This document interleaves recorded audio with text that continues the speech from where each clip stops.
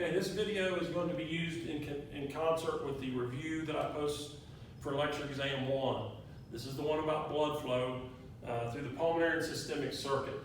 And I'm going to be very as quick as I can on this because we did the lecture exam 1 review first and it's probably an hour and a half long, so getting tired. So what I'm going to do is draw 4 boxes. This is how I started this many years ago, and students just seem to really get it. These should be about the same size, but I'm not a good artist, but I'm also anal, so just bear with me here. This works, and students seem to like it. But there'll be a lot of information, excuse me, for your exam. If I have an X, that is a valve. If I draw something in blue, blue does not mean a vein. Veins always carry blood to the heart.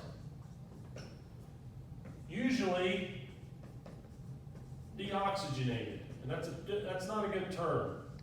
Deoxygenated should be under-oxygenated because it's never devoid of oxygen. But look here, except the pulmonary veins, and I'm doing this in red because red indicates it has oxygen in it. We may have to get a close-up on this just because of the, you know what, let me turn the light on here. That'll help. Is that better? Yeah. Pulmonary veins, there are 2 exceptions to, there's one exception to a vein in the adult heart that carries oxygenated blood, and this is it, and it's on the heart. Arteries, notice I'm doing this in red. This means it has oxygen. Always carry blood, pardon my, this is how I write in the lecture too, away from the heart. Usually oxygenated blood. But we have this one except.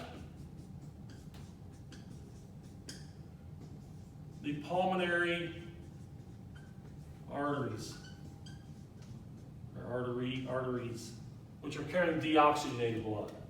So blue on any model, when I was sitting in your seat, I thought, okay, blue's a vein, red's an artery. That's not true. Blue is carrying deoxygenated blood, red is carrying oxygenated. You would be right 99% of the time except for these 2 vessels, pulmonary arteries, pulmonary veins. So we're going to show you that on here. Now another thing, if you remember anatomical position from Biology 137, facing forward, arms at the side, palms up, and you're in the erect position. Well, when I'm drawing this, it's in anatomical position. So my heart, the right side of my heart is here, the left side is here. So this is right, this is left. And I'm going to erase those immediately because I'm going to need that space probably. So let me go ahead and fill in some of the vessels here real quick. I've already messed up.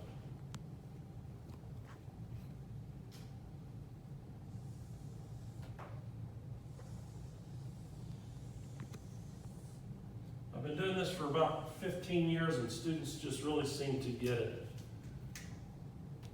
And I'll explain it as I go here. Or when I get done, I guess. Now, you have a right and left lung, but I'm just going to put lungs here. Instead of branching these to right and left, we're going to branch it one direction here, basically. One color. Again, I'm going to try to keep these where we have deoxygenated as blue, oxygenated as red.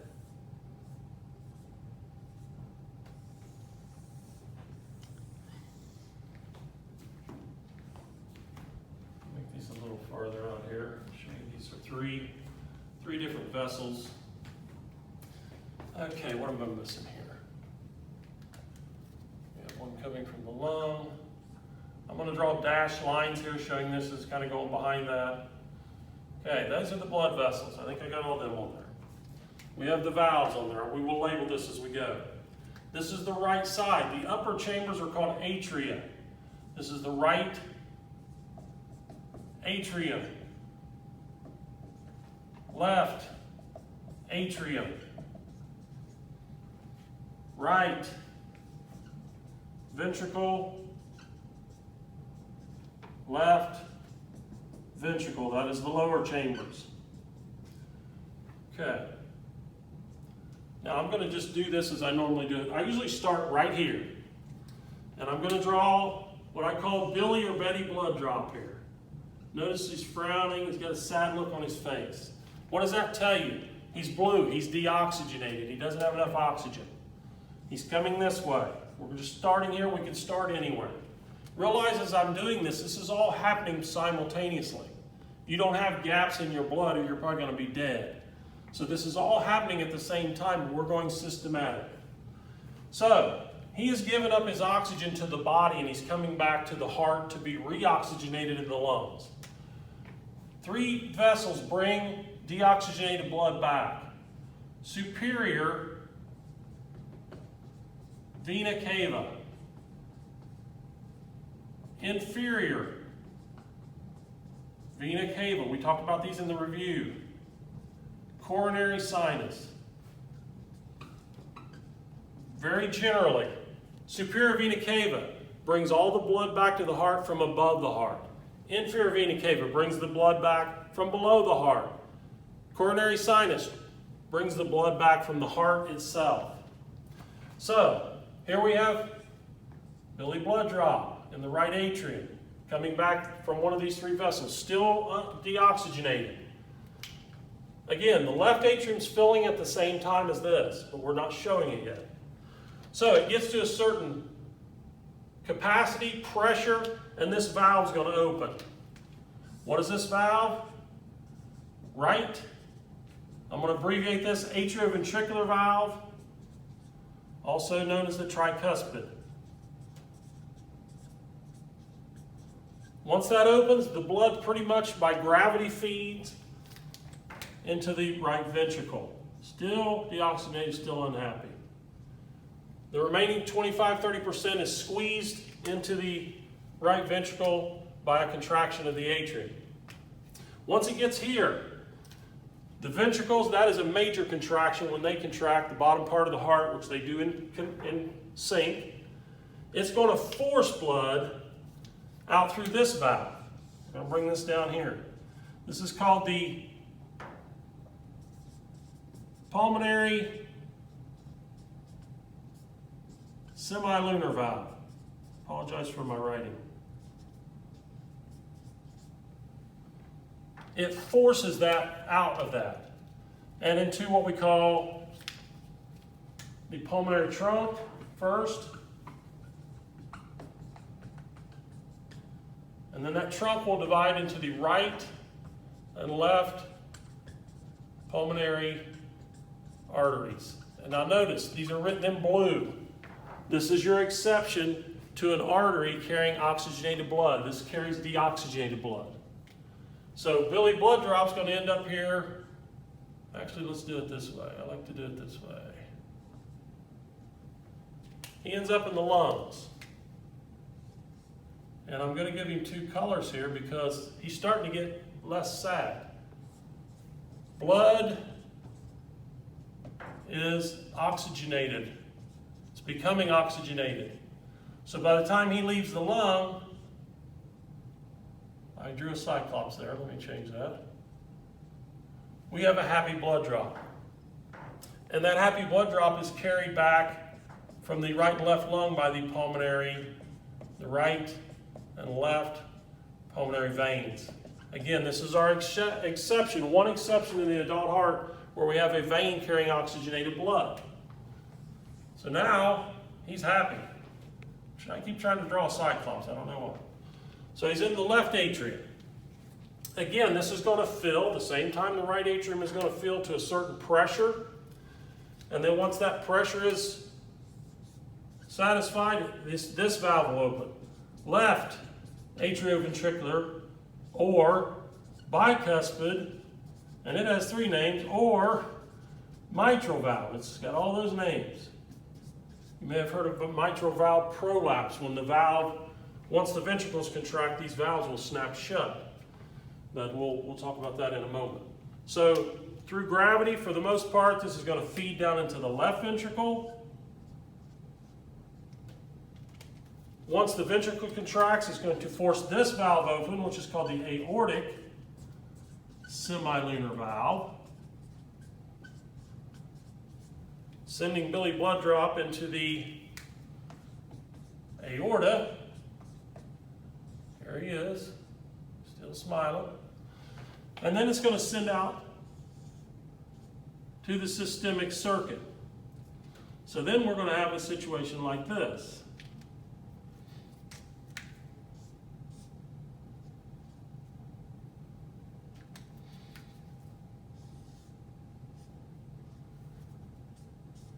Blood becomes, I should have done this in blue, deoxygenated. This is in the systemic circuit. In other words, everywhere in your body, or circulation. Remember, right side of the heart, pulmonary circulation. Left side, systemic circulation. Now that was very quick, but let me say a couple things here. When the ventricles contract, after they're filled with the blood from the atria, these valves should snap shut. The AV valve should snap closed.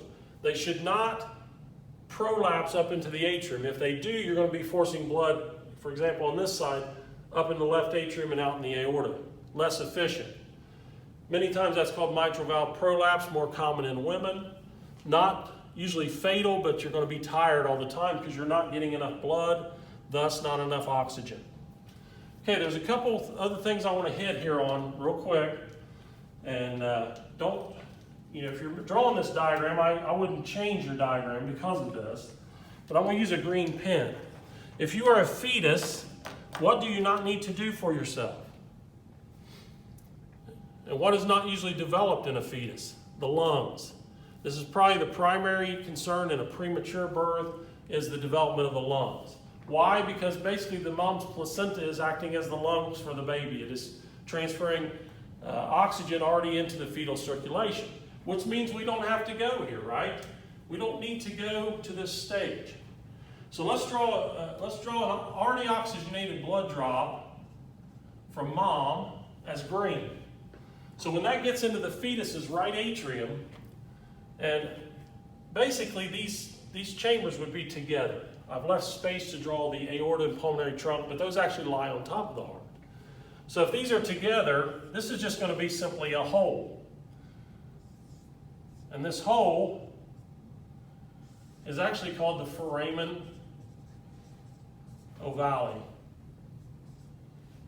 So blood is shunted straight across. However, not all that blood makes it. Some of this blood ends up down in the right ventricle and starts moving up through the pulmonary trunk, etc. But we don't need to go to the lungs. So what happens here, we have another shunt, which is called the ductus arteriosus, that blood drop can shunt through, and it's right into systemic circulation. So we have bypassed the lungs, either at the foramen ovale or the ductus arteriosus. When a baby's born, they smack it on the hind end, it takes a breath, starts screaming.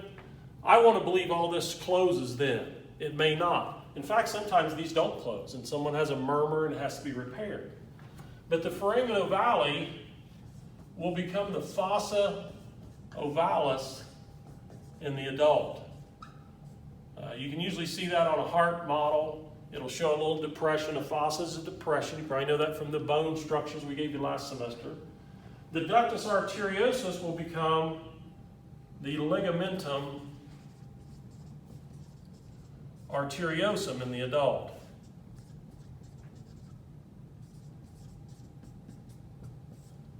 So this basically just becomes a piece of connective tissue, which is good because it holds those two major vessels and kind of stabilizes it. So that's your fetal circulation. We got a couple more things on this diagram. This is usually what I start with in chapter 15 lecture, so I'm probably giving you guys more lecture than review, but this is important information for your test. This is simple, Common sense, but students trip up on the physiology on this test. So I'm going to warn you, this is probably the hardest test you will take in the 137, 139 series. Is it because I make it harder? No, it's because of the physiology. 137, not a lot of physiology. 139, a lot of physiology, and it'll come up and smack you right in the mouth. So pay attention to this video and what I say on here. All right. What I want to talk about is blood pressure. Again, we said systolic over diastolic. Blood pressure is 120 over 80. This is the average normal pressure in millimeters of mercury. How do we determine this?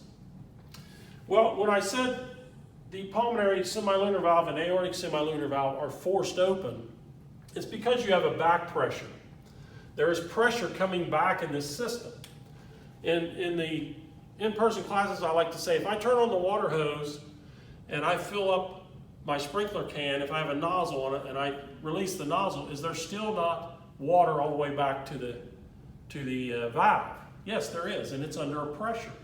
Take the nozzle off and try to blow that water back. Can you do that successfully? Probably not. Same thing happens here.